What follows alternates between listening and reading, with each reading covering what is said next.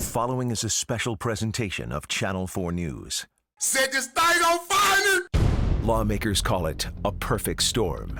A perfect storm has come upon the Department of Corrections. Video, photographs, and internal documents never intended to be made public. Somebody's not telling the truth, is that right? That is absolutely correct. Put a state agency under intense scrutiny. We are getting some public criticism. Raising serious, high-level concerns and problems. Tell our side of the story and get all the facts out. 2 years of stories that alarmed lawmakers and infuriated the public and exposed what some call a system of secrets. What we really have is a statistical sleight of hand. Now from the state capitol, here's Chief Investigative Reporter Jeremy Finley. Lawmakers found themselves questioning this year if they had been told the truth about what was happening inside our state's prisons and within an embattled state agency. And it all came about from a series of reporting by the Channel 4 I-team. Right now, the stakes couldn't be higher for the Department of Correction as there are calls for its commissioner to resign. After the lieutenant governor saw our latest investigation earlier this month, he said this about the commissioner stepping down. There comes a time to hand it off to the next person. We may be at that point in Department of Correction. So how did we get here? Well, in the next hour, you're going to see how our investigations prompted 5 legislative hearings, an independent audit, dozens of disciplinary actions on inmates, and a criminal conviction. We're going to begin with a recap of our very first investigations that exposed what inmates were getting away with behind bars, how it was affecting victims, and why it took the Channel 4 I-team to expose a criminal enterprise. How could this happen?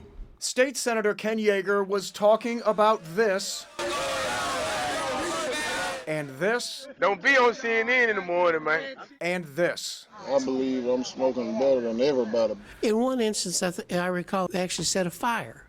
Photographs and video the Channel 4 I-team uncovered of outrageous behavior of inmates inside state prisons that led to this legislative hearing. My biggest concern was what I saw on television, that we just a flagrant violation of law. It began when we found more than 100 inmates posting their drug use and wild times, using social media to make drug deals, show off their contraband, and hordes of food.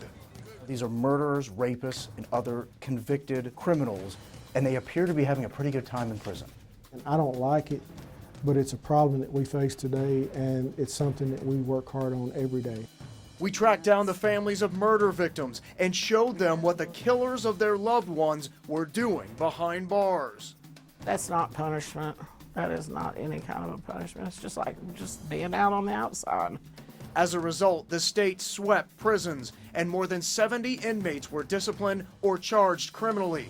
We then reported on innocent people being harassed and threatened repeatedly by inmates using illegal cell phones. How many times did he call? 400. It was right at 400. And how they say the state was ignoring their pleas for help. Do you think that the prisons are taking this seriously enough? No, I don't. Our next investigation led to the criminal conviction of a correctional officer. I have a lot to lose to do something like this. You take a risk like I do. An inmate and his fiancée contacted the I-team, saying they tried to tell the state that a correctional officer was a dealer of contraband. But it was only after the I-team collected text messages, letters, and audio.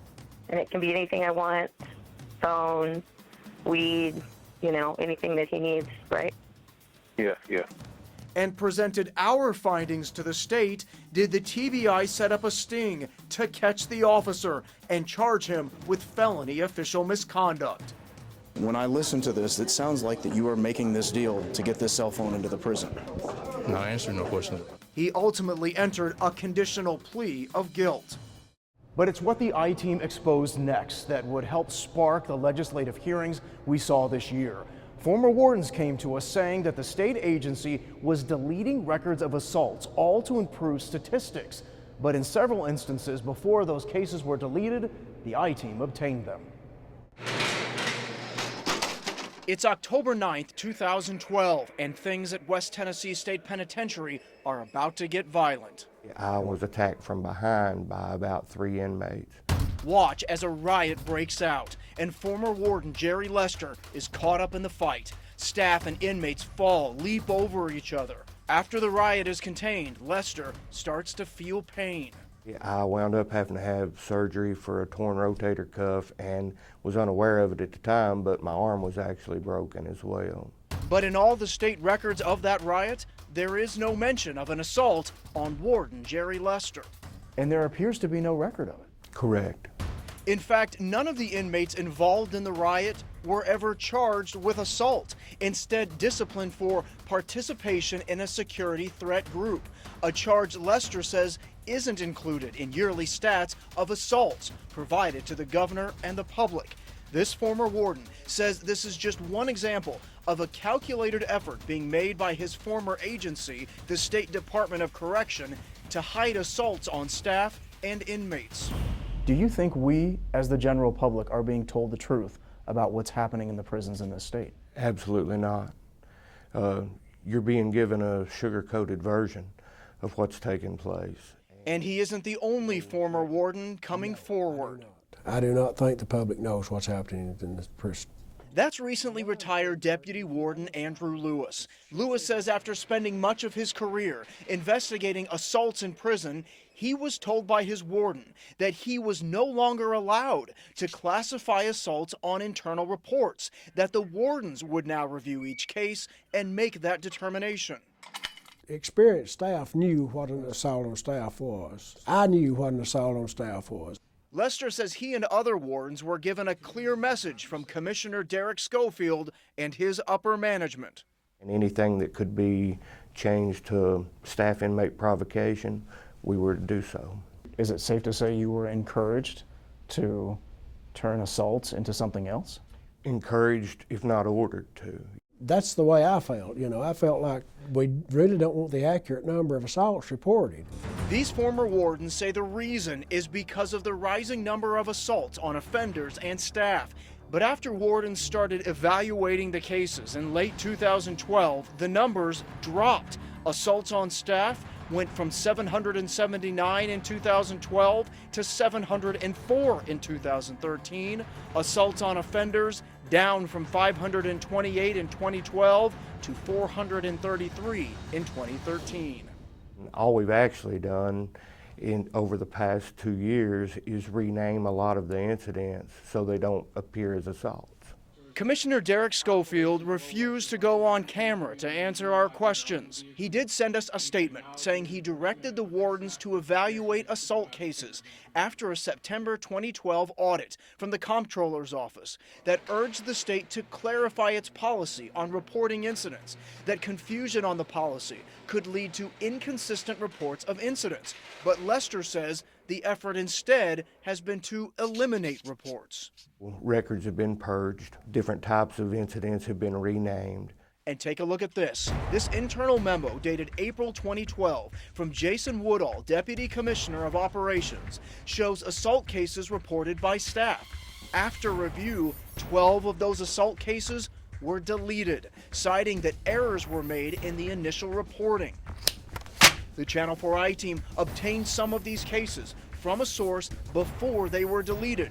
One reads an inmate was hit in the mouth by another inmate and evaluated by a nurse. The handwritten notes on the incident reads, "Coded incorrectly, needs to be deleted. No inmate was charged." Just because an inmate was not charged with an institutional disciplinary offense doesn't mean that you just erase the incident report as if it didn't happen when it really did. Prison watchdog Alex Friedman says none of the cases first deemed as assault and later found to be something else should have ever been deleted. State prison officials are hiding information from the public. They're deleting information, they're deleting records, and the public has a right to know. We sent all of these records to the commissioner for clarification and for further explanation. Again, he wouldn't do an interview, but in his statement wrote, "When incidents are found to be incorrect, modifications and deletions are required. TDOC has never attempted to cover up assaults or any other incidents." Lester and Lewis both say even the governor hasn't been given the correct numbers of assaults. You have concerns that he doesn't know? Yes. If this does not wake people up and make people understand that the way prison officials in this state are reporting incidents and basically covering up higher levels of assaults, then I'm not sure what it would take. What we uncovered raised questions if lawmakers had been told the truth about the vacancies in prison staffing and the assaults in those facilities. This slide here really shows where we are. It was part of the commissioner's PowerPoint presentation to lawmakers, a slide showing the staff vacancies in each state prison. And what the vacancies are as of August 5th. But when correctional officers saw those numbers, they contacted the I-Team and went to lawmakers' offices. State Representative Mike Stewart met with the officers. We have all these employees calling, texting, bringing in information saying that what was told to us is not accurate. Take a look. At Riverbend, the commissioner told lawmakers there were 11 vacant positions as of August 5th. But a roster from August 4th obtained by the I-Team shows there were roughly 49 vacancies that day. You can see the difference. Now look at Lois DeBerry Special Needs Facility. Lawmakers were told there were 14 vacancies as of August 5th. We obtained a roster from August 13th, a roster that only included the second and third shifts. And it shows in those 2 shifts alone, there were 25 vacancies. The I-Team also obtained this. It's an internal report from DeBerry, not a roster, showing, though, the number of vacancies between July 12th and August 8th. And it shows in that time period, there were a total of 31 vacancies. Again, on August 5th, lawmakers were told there were 14. That roster shows over 30 vacancies. Now, at the very least, that says that we should have received more comprehensive information. There's a very significant discrepancy, and I really hope that the department will take steps to try to explain why that we're seeing 2 different sets of numbers. A spokeswoman for TDOC wrote in an email to the I-Team, shift rosters are not indicative of facility vacancies. The spokeswoman went on to explain that the rosters don't show new officers in training because they haven't yet been assigned a post. Quote, while the shift roster may say vacant, those positions are filled. But lawmakers like Stewart wonder if an officer is in training, can he or she actually cover any of the actual shifts vacant on these rosters? And there are also questions about the violence inside state prisons. Set this thing on fire! Just a week after the commissioner of the Department of Correction assured lawmakers about the safety of Tennessee prisons, the Channel 4 I-Team found this, posted just a few days after the hearing on an inmate's Facebook page, clearly taken from a contraband cell phone, showing a fire set inside a state prison. Damn! The Channel 4 I-Team just obtained this from a prison source, from Riverbend Prison in October 2014, written by a corporal. It shows an inmate threw a dinner tray at him. He writes, "It struck me hard in the face and knocked off my face shield. Therefore, the inmate is being written up for assault on staff, no injury." But look at this. The corporal's account was written at 5:42 p.m. 1 minute later, the incident is changed. It's now rewritten by someone else. The case is given a new number and is reclassified as staff inmate provocation. It seems like the department has come up with its own unique definition of assault to allow certain supervisors to reduce the number of assaults so that the department can make claims about increased safety within the facilities. We don't ask wardens to change incidents. At the legislative hearing, TDOC officials denied they were altering assaults, saying instead they are reviewing each case for greater clarification of what actually happened. How this case was reviewed and changed within a minute's time is unclear. There's been no change in the way we define assaults. There's been no change in the way we count assaults. The change is that we hold people accountable for making sure the information is correct. That's what TDOC's administration is saying. But Stewart says he's hearing something else from the people inside.